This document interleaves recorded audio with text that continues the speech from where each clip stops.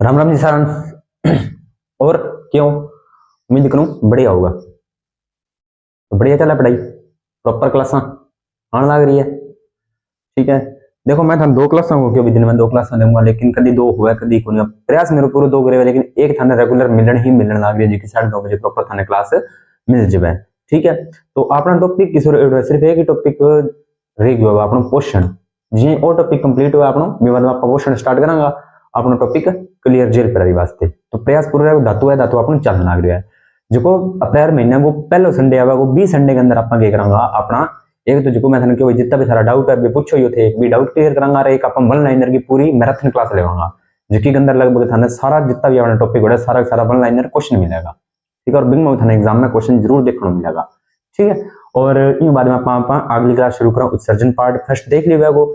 ठीक है, तो आप आज बात करा सेकंड पार्ट की, यानी कि उत्सर्जन का सेकंड पार्ट की। तो पहले हम बात करा कि नेफ्रॉन। नेफ्रॉन क्या होता है? नेफ्रॉन होता है जी वृक्क की संरचनात्मक और क्रियात्मक सूक्ष्मतम इकाई। एक नेफ्रॉन, एक वृक्क में लगभग 1,30,000 नेफ्रॉन पाए जाते हैं। तो वो सभी के सभी काम करते हैं, तभी तो यूरिन निर्माण होता है। अब अपने सभी 1,30,000 तो यहाँ पे बना नहीं सकते, सभी एक जैसे ही है, तो एक की संरचना बना के मैं आपको समझाने का प्रयास करता हूं। देखो, ये होती है जी अभिवाही धमनिका या अभिवाही धमनी। क्या होती है जी? अभिवाही धमनी, जो क्या होती है? मोटी होती है किसकी अपेक्षा? अपवाही की धमनी। ये लेके आती है जी रक्त को, रक्त को अशुद्ध रक्त को वो लेके आ रही है कहां पे? इसमें। ठीक है, और अपवाही धमनी रक्त को लेके जा रही है। अब देखिए ये मोटी है, अशुद्ध रक्त को लेके आ रही है, ये इसके मुकाबले पतली है तो ये शुद्ध रक्त को लेके जा रही है। अब समझिए कैसे। अपवाही धमनिका, अभिवाही धमनिका, अपवाही धमनिका, ये दो धमनिकाएं होती है। ठीक है, ये होती है वृक्क धमनी के साथ जुड़ी। ये जो अभिवाही धमनी है जो वृक्क धमनी के साथ जुड़ी होती है, वृक्क धमनी के साथ जुड़ी होती है। ठीक है, यानी कि वृक्क धमनी आपको पता है अपने उत्सर्जन तंत्र में कल पढ़ा था, उसके साथ ये जुड़ी होती है, तो ये उसको रक्त को लेके आ रही है।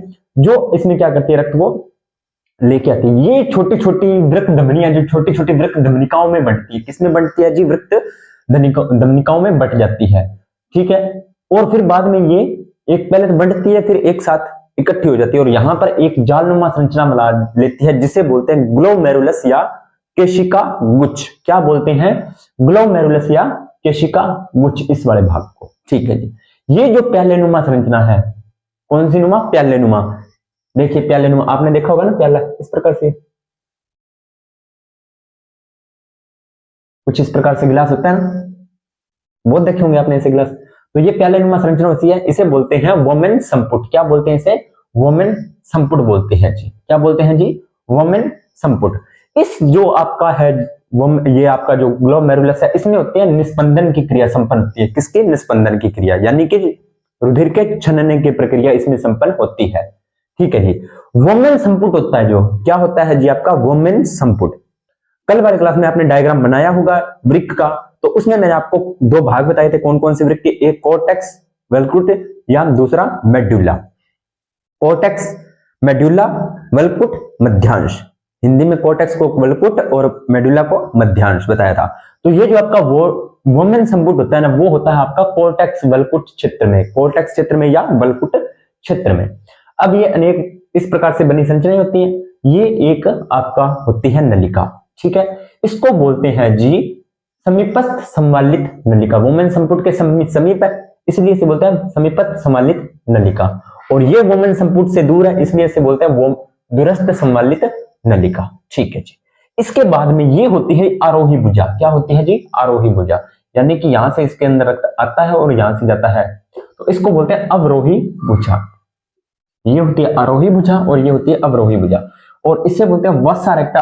इन दोनों को मिलाकर ये पूरा जो सिस्टम बनता है इसको बोलते हैं जी हेलने का लूप। क्या बोलते हैं? ये यूनुमा संरचना होती है ना, ये जो यूनुमा संरचना बन रही इसे बोलते हैं हेलने लूप, यानी कि वसा रेक्टा, आरोही भुजा, अवरोही भुजा मिलकर तीनों क्या बनाती है? आपकी हिलने का लूप बनाती है। ठीक है जी, आगे चलिए। ये दुरस्थ कुंडली, ये जो बड़ी नलिकाएं हैं, ये जो एक बड़ी नलिका इसे बोलते हैं संग्रहण नलिका। क्या बोलते हैं जी?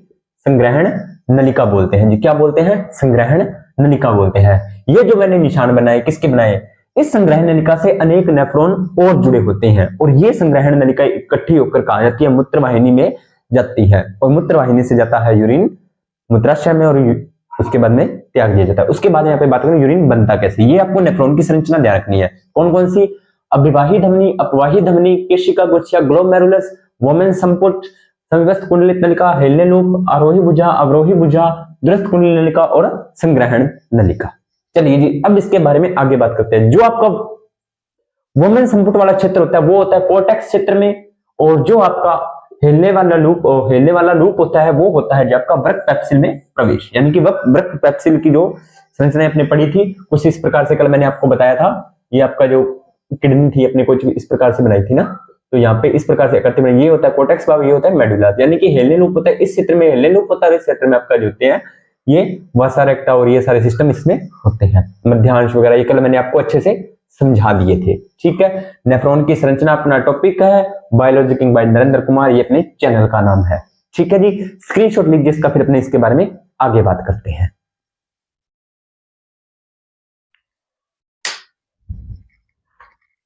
चलिए आगे ध्यान दीजिए।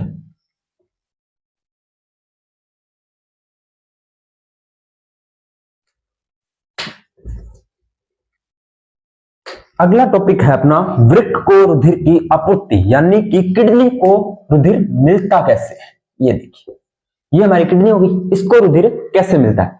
कल मैंने आपको बताया था कि महाधमनी से, कौन सी धमनी से जी, महाधमनी से, महाधमनी ये किसके साथ जुड़ी होती है, महाधमनी होती है जी अपने हृदय के साथ में, किसके साथ में जी, हृदय के साथ में। तो हृदय के से महाधमनी जो निकलती है वो अतिवृक्क धमनी के साथ जुड़ी होती है और उसके द्वारा क्या होता है, वृक्क जाता है, रक्त जाता है जी आपका किडनी में। कहां पे जाता है जी आपका किडनी में, रक्त पहुंच गया जी किडनी में। अब इसके बाद जो महाधमनी होती है, ये जो महाधमनी है ये किडनी में पहुंच गई, ये होती है महाधमनिकाओं में विभाजित, छोटी छोटी महाधमनिकाओं में विभाजित होगी। अब ये महाधमनिकाएं होती हैं वो सूक्ष्म नलिकाओं में विभाजित होती है और वृक्क धमनी में बन जाती है। कौन सी जी, वृक्क धमनी आगे होती है वो छोटी छोटी, महाधमनी वृक्क धमनी के साथ जुड़ जाती है, वृक्क धमनी के साथ, और वृक्क धमनी आगे वृक्क धमनिकाओं में बट जाती है और वृक्क धमनिकाएं एक एक नेफ्रॉन में जैसे अभिवाही धमनिकाओं में बन जाती है। ठीक है जी, इसके आ जाता है अंदर रक्त, रक्त आता है अभिवाही धमनी से, ये रक्त इसके अंदर आ गया, ये एक नेफ्रॉन के अंदर आता है, इसी के द्वारा पूरे जितने भी नेफ्रॉन्स होते हैं, यानी कि वृक्क धमनी के द्वारा जितने नेफ्रॉन्स होते हैं सभी नेफ्रॉन के अंदर क्या चला जाता है जी आपका रक्त चला जाता है। निस्पंदन की क्रिया होती है यहाँ पे किसमें, ग्लोमेरुलस या केशिका गुच्छ में। ये जो मैंने पहले क्या होता है, ये धमनियां होती है छोटी छोटी सूक्ष्म नलिकाओं में बंटती है, अलग अलग होती है छोटी छोटी सूक्ष्म नलिकाओं में, बाद में ये सूक्ष्म नलिकाएं होती है वो धमनी की होती है और बाद में आगे चलकर छोटी छोटी रक्त शिराओं में बन जाती है। कौन सी, शिराओं में बन जाती है, यानी कि ये महाधमनी पहले बाहर निकलेगी, महाधमनी ही यहाँ से बाहर निकलती है, उसके सॉरी अपवाही धमनी यहाँ से बाहर निकलती है और अपवाही धमनी आगे छोटी छोटी मिलकर क्या बना लेती है, आगे आपकी वृक्क शिरा के साथ बाहर निकलती है। किसकी शिरा के साथ, वृक्क शिरा से आपके वृक्क से बाहर निकल जाती है, शुद्ध रक्त का हो गया जी वहन। यहां से क्वेश्चन क्या पूछता है, क्वेश्चन क्या आता है एग्जाम में, एक बार एग्जाम में क्वेश्चन आया था कि रक्त का शुद्धिकरण कहां होता है। ऑप्शन में आपको वृक्क दिया था और क्या दिया था, फेफड़ा दिया था और हृदय दिया था, और इनमें से कोई नहीं दिया था। तो आप शुद्ध और अशुद्ध रक्त के बारे में कहां पे पढ़ते हो, शुद्ध और अशुद्ध रक्त के बारे में आप हृदय में भी पढ़ते हो, श्वसन तंत्र में भी पढ़ते हो, उत्सर्जन में भी पढ़ रहे हो। ठीक है, लेकिन वास्तव में रक्त का शुद्धिकरण है जो किडनी करती है, ये बात आप ध्यान दे लेना। तो सर फिर फेफड़े क्या करते हैं, फेफड़े करते हैं CO2 और O2 का परिवहन। तो सर फिर हृदय क्या करता है, हृदय करता है पंप कि शुद्ध रक्त को कहां भेजना है और अशुद्ध रक्त को कहां भेजना है। ये काम होते हैं तीनों के अलग अलग, ध्यान दे लेना मेरी बात। ठीक है जी, यहां तक बात आपकी क्लियर होती है। तो यहां से इस प्रकार से पूरे वृक्क को होती है जी रक्त की आपूर्ति। अब बात करते हैं जी ये नेफ्रॉन की कार्यविधि। ठीक है, स्क्रीनशॉट लीजिए इसका, फिर अपने आगे बात करें। क्रियाविधि देखिए, ये है जी अपना नेफ्रॉन, ये अब काम कैसे करता है, ये नेफ्रॉन है जी अपना, तो ये अब देखना है कि ये काम कैसे करता है। चलिए काम की बात करते हैं। ये करता है जी काम 2 स्टेप में, कितने स्टेप में, 2 में, 2 भागों में। पहला भाग है इसका निस्पंदन और दूसरा भाग इसका पुनरावशोषण। ठीक है जी, पुनरावशोषण। पहले अपने निस्पंदन की बात करते हैं। तो निस्पंदन का मतलब होता है जी छानना। क्या होता है जी? छानना। निस्पंदन की क्रिया मैंने आपको बताई थी, केशिका गुच्छ में संपन्न होती है। कहां पे संपन्न होती है जी? इस केशिका गुच्छ में। कैसे? 1 लीटर रक्त, कितना? 1 लीटर रक्त 1 मिनट में यहां से होकर गुजरता है। यानी कि 1 मिनट के अंदर, इसके अंदर 1 मिनट समय के अंदर इसके अंदर 1 लीटर रक्त आता है और यहां से गुजरता है 1 लीटर। कितना? 1 लीटर। और उस 1 लीटर में 500 ml आपको पता है प्लाज्मा होती है, लगभग 500 ml प्लाज्मा होती है। तो इसमें होता क्या है? केशिका गुच्छ में रक्त क्षमता है, मैंने आपको बताया था। ठीक है, तो क्षमता कितना है? 90% तो यहां से यहीं वापस चला जाता है, रह जाता है जिसमें 10% रक्त इसमें क्षमता है। कितना क्षमता है जी? 10%। सर्वप्रथम कितना क्षमता है जी?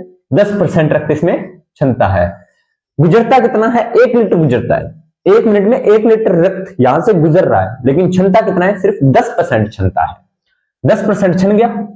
उस 10% के अंदर अब क्या होता है? मैंने आपको बताया था, इसका व्यास देखिए बड़ा है और इसका व्यास है जी कम। अब होता क्या है? यहां से रक्त आता है ज्यादा मात्रा में, ठीक है, लेकिन यहां से तो रक्त धीरे धीरे मात्रा में जाएगा ना, क्योंकि इसका व्यास क्या है? कम है। समझना मेरी बात को? यहां से रक्त ज्यादा आ रहा है, पूरे प्रेशर के साथ आ रहा है, और यहां से रक्त जा रहा है जो अपने प्रेशर के साथ ही बाहर जा रहा है। तो इस वजह से यहां पर क्या होता है? आंतरिक दाब उत्पन्न हो जाता है। क्या होता जाता है जी? आंतरिक दाब पड़ता है रक्त का प्रेशर पड़ता है इस पे, जिसकी वजह से रक्त होता है जो और छन जाता है। पहले कितना छना है? 10% तो छना ही छना है। ठीक है, अब देखिए अभिवाही धमनी का व्यास अधिक होने के कारण, अभिवाही धमनी का व्यास अधिक है ना अपवाही के मुकाबले, ये बड़ी है, ये इतनी मोटी है और ये इसके मुकाबले छोटी है। तो अभिवाही धमनी का व्यास ज्यादा है अपवाही धमनी के मुकाबले। तो इसने बोला है कि अभिवाही धमनी का व्यास अधिक होने के कारण केशिका गुच्छ में रक्त दाब बढ़ जाता है। तो यहाँ पे रक्त का प्रेशर पड़ेगा ना, रक्त दाब, बाहर से रक्त आ रहा है तो यहाँ पे रक्त का दबाव बनेगा। रक्त का दबाव बनेगा तो दबाव के कारण भी क्या होगा? रक्त और छनेगा। क्या होगा जी? रक्त और छनेगा। इससे क्या होता है? रक्तदाब बढ़ने से और रक्त क्षमता है, जिसे बोलते हैं अल्ट्रा फिल्ट्रेशन। क्या बोलते हैं? Ultra filtration. पहले तो फिल्ट्रेशन हो ही गया 10%, तो उसके बाद में अल्ट्रा और होता है। किसके कारण? जो आपकी अभिवाही धमनी के दबाव का अधिक होने के कारण यहाँ पे प्रेशर और पड़ता है, जिसकी वजह से क्या होता है? रक्त इसमें और छन जाता है। ठीक है जी। इसके बाद में आगे देखिए, इसमें क्या होता है? अल्ट्रा फिल्ट्रेशन में प्लाज्मा में उपस्थित विभिन्न घटक छान लिए जाते हैं। पहले तो रक्त में जो मोटी मोटी अशुद्धियां थी वो छान ली, ठीक है, उसमें उपस्थित इस अल्ट्रा फिल्ट्रेशन के कारण प्लाज्मा में उपस्थित जो इंपॉर्टेंट घटक होते हैं उनको भी छान लिया जाता है। ठीक है, जैसे क्या क्या होता है? जैसे जल हो गया, ग्लूकोज हो गया, खनिज लवण हो गए, जो इंपॉर्टेंट है उनको भी छान लिया जाता है। अब और क्या होता है प्लाज्मा में? रुधिर कोशिका व प्लाज्मा प्रोटीन नहीं छनते। ये बात इंपॉर्टेंट है। क्या नहीं छनते? रुधिर कोशिकाएं, आरबीसी, डब्ल्यूबीसी, प्लेटलेट्स और प्लाज्मा प्रोटीन, जो प्लाज्मा के अंदर प्रोथ्रोम्बिन, एल्बुमिन, ये प्रोटीन जो होते हैं वो नहीं छनते, यानी कि ये इसके अंदर आ जाते हैं। अब जो इसके अंदर बचा हुआ, जो छना हुआ दो रक्त है, उसे बोलते हैं जी निस्पंद। क्या बोलते हैं जी? निस्पंद बोलते हैं। और इस क्रिया को क्या बोलते हैं? निस्पंदन बोलते हैं। ये जो बचा हुआ है जो पदार्थ है उसे बोलते हैं जी निस्पंद बोलते हैं। ये निस्पंद होता है ना, वो बिल्कुल रक्त के समान होता है। किसके समान होता है जी? रक्त के समान, लेकिन उसमें रक्त कोशिकाएं और प्लाज्मा प्रोटीन अनुपस्थित होते हैं, क्योंकि वो तो छने ही नहीं है ना, इसलिए इसके बिल्कुल समान होता है। इसलिए इसमें सिर्फ क्या होता है? रक्त के समान ही होता है। जो निस्पंद होता है वो बिल्कुल समान होता है रक्त के। निस्पंद बराबर रक्त। लेकिन निस्पंद में क्या होता है? रक्त कोशिकाएं व प्लाज्मा प्रोटीन एक्सेंस होती हैं। ठीक है जी, यहां तक बात हुई आपको क्लियर। अब देखिए आगे, ये इसका आगे का काम है वो पुनरावशोषण में होगा, वो अपने आगे समझेंगे। ठीक है, ये छना हुआ निस्पंद रुधिर कोशिका और प्लाज्मा प्रोटीन नहीं होते इसमें। ठीक है, क्योंकि ये छना हुआ द्रव मैंने आपको बता दिया निस्पंद कहलाता है, रुधिर के समान होता है, रुधिर कोशिका और प्लाज्मा।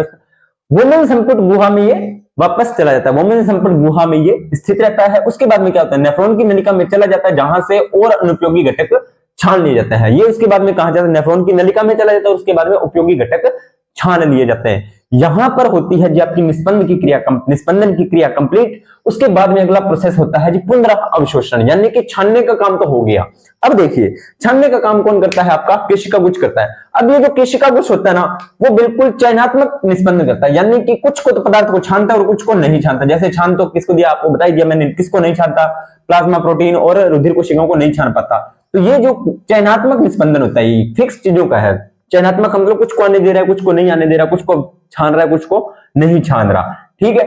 और ये अभिक्रिया कहलाती है डायलिसिस। क्या कहलाती है? डायलिसिस। डायलिसिस आपको पता है कृत्रिम, एक प्रकार की कृत्रिम किडनी का प्रयोग होता है। डायलिसिस एक थैली होती है, ठीक है। जिस बंदे की किडनी खराब हो जाती है ना, किसी की अगर किडनी खराब हो जाती है तो उसको कृत्रिम किडनी बनाई जाती है, उस अभिक्रिया को डायलिसिस बोलते हैं, ठीक है। ये बहुत ज्यादा मतलब मेडिकल ट्रीटमेंट के अंदर होता है ये सिस्टम, तो अपने इसके बारे में ज्यादा विचार नहीं करेंगे, हुआ तो अपने इसके बारे में आपको बताऊंगा, ठीक है। तो ये जो डायलिसिस है ना, प्रत्येक कोशिका जो जितना भी आपको प्रत्येक कोशिका गुच्छ है वो एक डायलिसिस की तरह काम करता है। किसकी काम करता है? डायलिसिस, या डायलिसिस को अपोहन भी बोलते हैं। क्या बोलते हैं जी? अपोहन बोलते हैं। इस बात को भी आपको थोड़ा सा विशेष ध्यान रखना है, ठीक है। उपयोगी घटक छाने जाते हैं, ये मैंने आपको बता दिया। आगे की प्रोसेस की बात करते हैं अपने पुनरावशोषण के बारे में। अभी तक रक्त छना है। अब देखो मैं आपको एक नॉर्मल तरीके से समझा रहा हूं, सारी बात आपको समझ में आएगी। अब एक सिंपल सी बात है, अपने घर में चाय बनाते हैं, ठीक है। तो चाय के अंदर अपने सारी चीजें मिक्स करते हैं। क्या क्या मिक्स करते हैं? जैसे चीनी, चाय पत्ती, इलायची, अदरक, दूध, ठीक है, पानी, ये सारी चीजें ऐड करते हैं। उसके बाद में चाय बन जाती है। जब चाय जैसे बन गई अपनी वैसे तो नहीं पीते ना उसमें, ठीक है। क्या फिर कैसे करते हैं? उसको छानते हैं। किसके द्वारा? चाय छन्नी के द्वारा उसे छानते हैं। तो उसमें वो पूरी की पूरी तो नहीं छनती ना, जो मोटे मोटे पदार्थ जो हमारे काम के नहीं होते, जैसे चाय पत्ती छन जाती है, ठीक है, जो उसमें हमारे लिए चाय के लिए उपयोगी नहीं है। अदरक के बड़े पीस है वो छन जाएंगे, जो हमारे लिए उपयोगी नहीं है, ठीक है। अपने को जो उपयोगी है वो अपने को पदार्थ है मिल जाता है। उसी प्रकार से क्या होता है इसमें, जैसे चाय पौनी काम करती है, चाय छलनी काम करती है, वैसे वैसे ये ग्लोमेरुलस, जो आपका ग्लोमेरुलस है, कोशिका गुच्छ है, वो काम करता है। चलिए स्क्रीनशॉट लीजिए इसका, फिर अपने इसके बारे में आगे अगला है अपना पुनरावशोषण, उसके बारे में विचार करते हैं। स्क्रीनशॉट जिसमें क्या होता है पुनरावशोषण का मतलब जितना काम निस्पंद में हो गया उसके बाद में यहां पर आता है जी कौन? आपका निस्पंद, जो छना हुआ भाग है, ठीक है। यहां से रक्त वापस चला गया, ये जो छना हुआ भाग है, ठीक है, इसमें आ जाता है। अब यहां से अवशोषण होता है जी, यहां से मुख्य पदार्थ ये नलिकाओं में अवशोषण होता रहता है, अवशोषण होता रहता है, अवशोषण होता रहता है आपका, ठीक है जी। यहां से इस तरह से अवशोषण होता रहता है, ठीक है। वोमेन संपूर्ण में छनने के बाद निस्पंद नेफ्रॉन की विभिन्न नलिकाओं से गुजरते समय निस्पंद में उपस्थित लाभदायक कोशिकाओं का अवशोषण होता है। यानी कि अब जो लाभदायक बचे हुए पदार्थ हैं वो यहां से इन नलिकाओं द्वारा अवशोषित कर लिए जाते हैं। अब मैं आपको इंपॉर्टेंस बात एक और बताता हूं कि देखिए यहां से ये नलिका किस चीज का अवशोषण करती है, ये आपको 12th वाली क्लास में बताया जाता है, इसलिए यहां से क्वेश्चन नहीं पूछा जाता, ठीक है। तो जितना आपके क्वेश्चन का लेवल होता है आपको उतना ही बताया जाता है, ठीक है। मैं ज्यादा भी बता सकता हूं लेकिन उसका कोई फायदा नहीं है, जितना मैंने आपको अपने सफिशिएंट है मैंने आपको बता दिया है, ठीक है। फिर भी आपको कोई डाउट लगे तो कमेंट सेक्शन में आप कह देना कि इसका और डिटेल से करवाओ, तो मैं और डिटेल से आपको करवाने का प्रयास करूंगा और करवाऊंगा, उसकी कोई दिक्कत मुझे नहीं है। पर अभी मैंने जो आपके 10th क्लास के लेवल तक है वहां तक मैंने आपको करवाया है। निस्पंद का जल अवशोषण होता है जो, अब निस्पंद में क्या होता है आपको मैंने बताया था कि जल भी होता है उसमें उपस्थित, क्योंकि यहाँ से जल 10% है, अभी तक 10% के अलावा भी कुछ हो रहा है तो उसमें जल भी उपस्थित है। तो इसमें भी फिर क्या होता है, जल का अवशोषण होता है, वो होता है परासरण द्वारा। किसके द्वारा होता है जी? परासरण। परासरण मैंने बताया था द्रव पदार्थों का उच्च सांद्रता से निम्न सांद्रता की ओर गमन करना, ठीक है। तो निस्पंद से जल अवशोषण होता है वो परासरण विधि के द्वारा हो गया। ग्लूकोज भी उससे अवशोषित होते हैं, फिर खनिज लवण भी अवशोषित होते हैं, विटामिन होते हैं, हार्मोन्स होते हैं, एटीसी पदार्थों का भी अवशोषण जी हो जाता है। अब हाल ही में या कुछ ही समय पहले पता चला है कि 100 ml निस्पंद है जो, कितना 100 ml निस्पंद में 99 ml क्या क्या होता है जी? जल अवशोषण हो जाता है। 99% जल अवशोषण हो गया। बचा हुआ जो 1% है वो आपका वेस्टेज है। इस दौरान नलिकाएं उत्सर्जित पदार्थों का उत्सर्जन करती है, तो जो उत्सर्जित पदार्थ है और इसमें मिक्स हो जाते हैं और इस निस्पंद में मिलते हैं, जिससे बोलते हैं ट्यूबुलर स्त्रावण। यानी कि निस्पंद जब नलिकाएं क्या करती हैं, ये जो नलिकाएं भी कुछ पदार्थों का उत्सर्जन को निस्पंद में मिला देती हैं, ठीक है, तो इसको बोलते हैं ट्यूबुलर स्त्रावण, ठीक है। और ये जो पूरा बना हुआ ट्यूबुलर स्त्रावण प्लस आपका जो निस्पंद में 1% बचा, ये सारा मिलकर बना देता है जी आपका मूत्र या यूरिन। क्या बना देता है? मूत्र या यूरिन। अब ये सारा मूत्र इकट्ठा होता है, यहां पर आता है किसमें? इस संग्रहण नलिका में। तो यहां पर भी नेफ्रॉन जुड़ा है उसमें भी आएगा, यहां पर भी नेफ्रॉन है उससे भी आएगा, यहां पर भी नेफ्रॉन है उससे भी आएगा, यहां पर भी नेफ्रॉन है उससे भी आएगा, और यहाँ पे इस तरह से सारा का सारा यूरिन आपका इकट्ठा होता रहता है। और ये संग्रहण नलिकाएं एक से एक जुड़ी होती है, ये आकर जाकर मिलती है आपकी कहां से? मूत्र वाहिनी के साथ। ये संग्रहण एकत्र होकर संग्रहण नलिकाएं आपकी मूत्र वाहिनी के साथ जाकर मिलती है, और मूत्र वाहिनी से दोनों तरफ एक एक किडनी में एक एक मूत्र वाहिनी लगी होती है। तो दोनों ओर से जो मूत्र वाहिनियां होती हैं, आपको मैंने कल दिखाया था डायग्राम में, ठीक है। इस तरह से आपकी जो किडनी होती है वहां से मूत्र वाहिनियां इस तरह से निकलती हैं और आपके यूरिन ब्लैडर में इकट्ठी आती हैं। तो यहां से आपका जो यूरिन है वो मूत्र वाहिनियों के द्वारा यूरिन ब्लैडर में आ जाता है। ठीक है जी, अब अपने मूत्र के बारे में देखते हैं क्या क्या होता है। मूत्र क्या होता है? मूत्र होता है एक पहले तो पारदर्शी कलर। पारदर्शी का मतलब जिसके अपने आर पार देख सकते हैं। पारदर्शी व हल्का पीला रंग होता है। क्या होता है जी? हल्का पीला रंग होता है। ध्यान दे लेना, हल्का पीला रंग। एग्जाम में क्वेश्चन क्या पूछा था कि मूत्र का हल्का पीला रंग होता है, वो किस वजह से होता है? उसका कलर होता है जी यूरोक्रोम वर्णक होता है। किसका? यूरोक्रोम वर्णक। ये जो यूरोक्रोम वर्णक का निर्माण होता है ना, वो एचबी के अपघटन से होता है। किसके अपघटन से होता है जी? एचबी के टूटने से, एचबी के हीमोग्लोबिन के टूटने से यूरोक्रोम बनता है, जिसकी वजह से क्या होता है? वो एक अपशिष्ट पदार्थ हो गया, तो वो यूरिन में मिलता है, जिसकी वजह से क्या होता है? मूत्र का रंग हल्का पीला होता है। इसके बाद में उसमें स्मेल आती है, वो किस वजह से आती है? कार्बनिक पदार्थों की उपस्थिति। जैसे कार्बन का यूरिया हो गया, अमोनिया हो गया, ये कार्बनिक पदार्थ होते हैं, तो वो आपको पता है यूरिन में उपस्थित होते हैं, जिसकी वजह से उसमें स्मेल आती है। और एक इंडोलिक पदार्थ भी होते हैं, इंडोलिक एसिड होता है, वो मैंने आपको बताया था, उसकी वजह से भी इसमें गंध आती है। अब देखिए, एक सामान्य व्यक्ति, एक नॉर्मल व्यक्ति है जो बिल्कुल स्वस्थ है, उसमें कोई प्रॉब्लम नहीं है, तो वो एक दिन के अंदर 150 से 200 ml या 100 से 150 ml के बीच में लगभग आपको बोले तो 1.5 लीटर यूरिन एक दिन के अंदर बनाता है। कितना? 1.5 लीटर। सामान्य व्यक्ति जो पूरा संतुलित भोजन कर रहा है, उसमें कोई प्रॉब्लम्स नहीं है, तो 1.5 लीटर यूरिन एक दिन के अंदर बनाता है। लेकिन उसका यूरिन का कम या ज्यादा बनाना किस पर डिपेंड करता है? उसके पानी पीने की क्षमता पर। अगर वो दिन में 10-10, 15-15 लीटर पानी पी रहा है, तो जरूरी नहीं वो 1.5 लीटर ही बनाएगा, वो ज्यादा यूरिन बनाएगा। ठीक है। और कम पानी पी रहा है तो वो कम भी बनाएगा, जो उसके लिए हानिकारक है। तो आपको ज्यादा से ज्यादा पानी पीना चाहिए। ठीक है। जल की मात्रा पर डिपेंड करता है। भोजन वो किस समय खा रहा है, कितना भोजन खा रहा है, भोजन में क्या खा रहा है, उस पर भी डिपेंड करता है। ठीक है। उसकी भोजन की स्थिति पर निर्भर करता है। उसकी शारीरिक संतुलन कैसा है, वो स्वस्थ है नहीं है, उस पर भी डिपेंड करता है। मानसिक स्थिति उसकी कैसी है, उस पर भी डिपेंड करता है।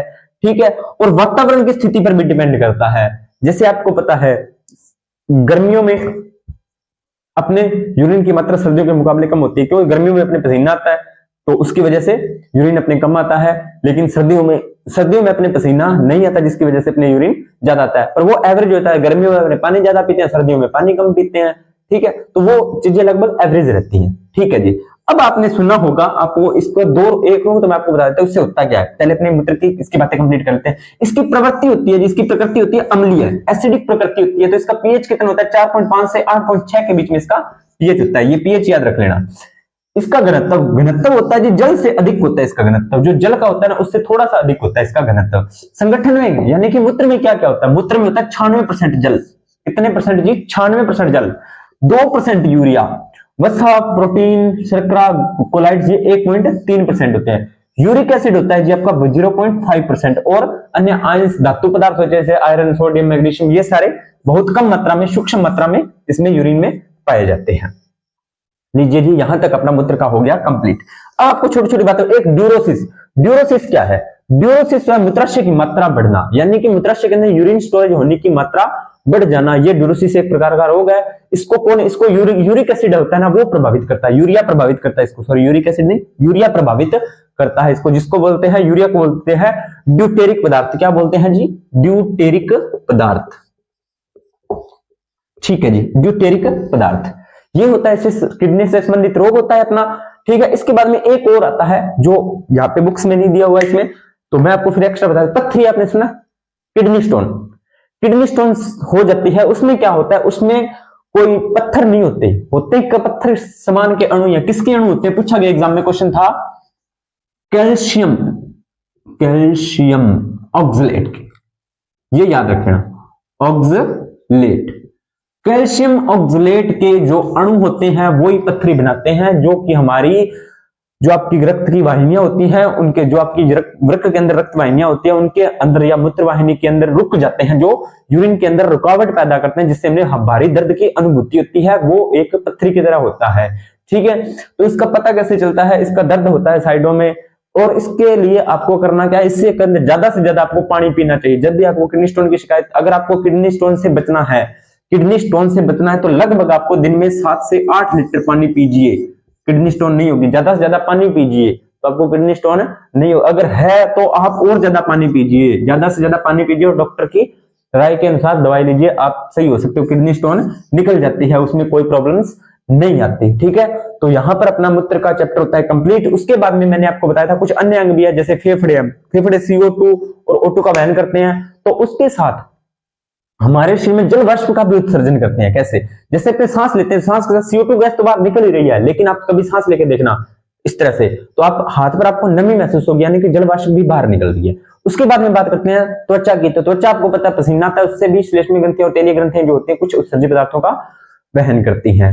ठीक है, यानी कि बाहर त्यागती हैं। उसके बाद में आंत, वो अपनी मलाशय वाले चैप्टर, सॉरी उसमें आंत वाले चैप्टर में पढ़ लिया था, पाचन वाले तंत्र में पढ़ लिया था, उसके बारे में फुली डिटेल से। यहां पर अपना होता है उत्सर्जन तंत्र कंप्लीट। आगे डिमांड आई है कि सर कंकाल तंत्र करवाइए, तो कल अपने कंकाल तंत्र शुरू करेंगे। इस क्लास को ज्यादा से ज्यादा शेयर कीजिए, लाइक कीजिए, कमेंट कीजिए, अपनी राय जरूर दीजिए, चैनल को ज्यादा से ज्यादा सब्सक्राइब करवाइए। जितने ज्यादा आप जल्दी सब्सक्राइब करोगे मैं उतनी ज्यादा आपके लिए मेहनत करूंगा।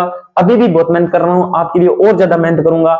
ठीक है, आपको एग्जाम से पहले पहले पूरा प्रॉपर सिलेबस देने का मैं पूरा प्रयास करूंगा। ठीक है, आप मेरा सपोर्ट कीजिए, मैं आपका सपोर्ट कर रहा हूं, कोई इसमें किंतु परंतु वाली बात नहीं है। ज्यादा से ज्यादा क्लास को लाइक कीजिए, शेयर कीजिए, कमेंट कीजिए। कोई डाउट हो तो कमेंट सेक्शन में जरूर पूछिए, आपके डाउट की एक अलग क्लास रखी जाएगी। जैसे ये चैप्टर कंप्लीट होता है अपना मानव संरचना वाला, उसके बाद में आपकी एक मैं डाउटफुल क्लास जरूर लूंगा। उसमें कोई किंतु परंतु वाली बात नहीं है, मैं आपके सारे डाउट क्लियर करूंगा, कोई आपको टेंशन नहीं लेनी है। एग्जाम से पहले पहले आपकी क्लास होगी, तो अपने जो डाउट है वो जरूर पूछिए। एक बच्चे का आज कमेंट आया था कि सर आप नीचे कम देखा कीजिए, तो कोई बात नहीं, नहीं देखेंगे। आप ऐसे जो आपको मिस्टेक होती है तो हमें बताइए, कोई दिक्कत नहीं है, हम उसको सुधारने का प्रयास करेंगे। उसमें कोई, आप बस अपना पढ़ाई पे ध्यान दीजिए, चीजें होती है उसको साथ के साथ क्लियर करते चलिए। नोट्स बनाइए, क्लास के नोट्स आपको PDF में हमारे Telegram channel Narendra biology by Narendra Kumar वाले चैनल पर आपको मिल ही रही है।